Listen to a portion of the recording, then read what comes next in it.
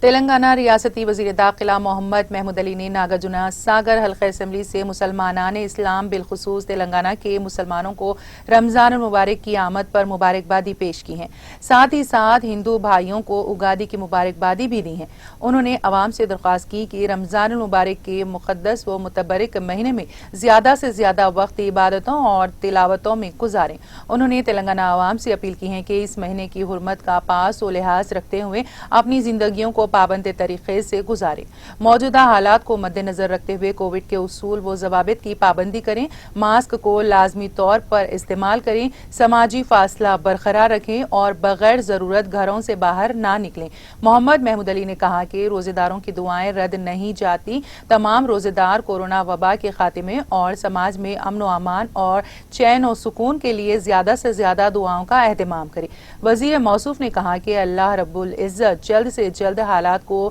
سازگار بنائیں اور ہر جگہ خوشحالی عام کریں۔